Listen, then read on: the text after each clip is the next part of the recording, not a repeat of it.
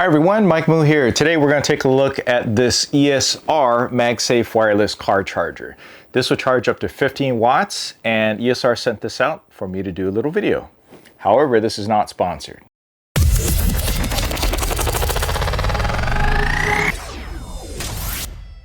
At its core, this is one of the most favorite products that I have used. Now, I'm not talking about this one specifically.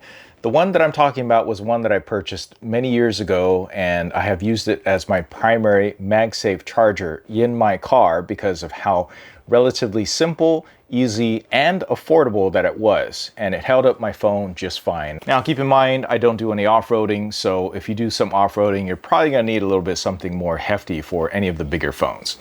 And that is the old one. So inside, you get the charger. This looks very similar to the one that I have in my car already, at least for a number of years. This particular version has a much improved clamping mechanism. They finally figured it out. This is so tight that, and the spring will not break off. It doesn't feel chintzy at all, this piece anyways. Down here, this piece is the one that helps to align it at the certain angle that you want and hold it there. And that kind of makes sense. You need something that clips onto the ventilation hole that holds it so that it doesn't move. And then you need the final piece down here with a little bit of rubber feet down here in order to align it, to adjust it to the angle just right, so that it is at the optimal angle that you would like to use in your car. On the sides, there are two different lights. This is an improvement as well, so you can see whether or not the unit is operational and powered. This is a nice clean surface that actually does help when you are using it nakedly, but I always use it on a case. All right, so as a MagSafe, it is definitely powerful enough. Hook right on there and start charging. Now, because this phone right here is the most current phone, the 15 Pro Max, I stick it on there, it's already fully charged, and I can see that the output, it really isn't much. Output's about 3 watts or so. And this will max out at 15 watts because this is the 15 Pro Max. On a Samsung phone, you'll probably also get the maximum 15. I have a 12 Pro Max, and I stick this on here, and what the rates that I'm getting on here are just trickle up a bit. So it starts out a little bit slow and moves on up, and that's basically for safety reasons. It follows up with a MagSafe spec, so do keep that in mind. If you have an older phone, there's no need to get this newest version of the charger. If you get a new phone or you want to be a little bit more future-proof, something like this makes a lot of sense. Now, inside the box, and this is a part where I'm a little bit disappointed, it says on here that it includes a car charger, which is actually, this turns out to be a car charger. The air vent mount right here, it's very easy to install. There's a ball socket mechanism in here. You just unscrew this with your hands. They figured this out. This works very well. It's just a ball socket mount. You can change this to the adhesive mount that is also included. And you can do that with this one right here. They include this. This is with a standard 3M very high bond type of tape that you can stick on your dashboard in case you don't want to take up a ventilation slot. And I understand if you don't, sometimes you just want to make sure that you have the maximum amount of air conditioning blowing on your face. I get that. And this mount was designed well. You can replace this little adhesive mount. It's like you don't have to throw this away. They actually have a screw in here with a hole that allows you to switch it out in case you need to. You can just buy more new of these replacement VHB mounts without replacing this entire bowl.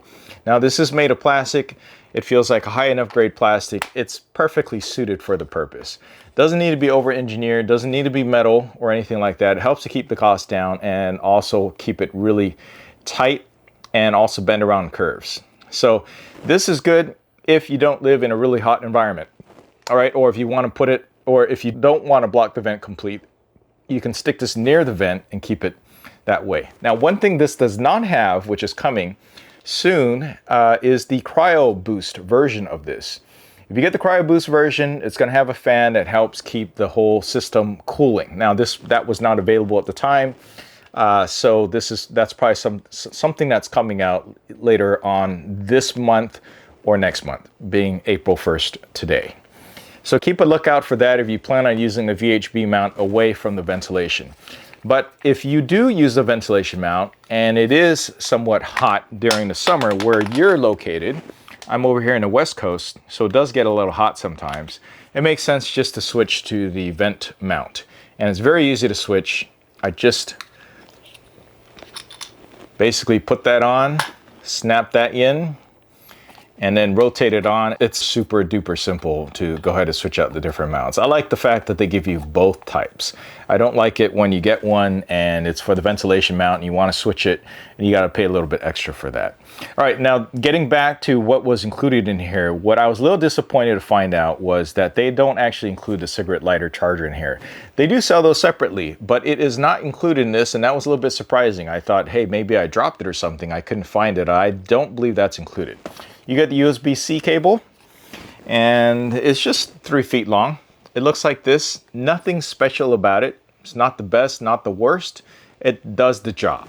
All right, so it's about 3 feet, which is just about how much footage you want in terms of how far your typical cigarette lighter scenarios, USB-C plug on modern day cars in the front. I guess they're looking forward, thinking that you don't really need one of those if your car is newer.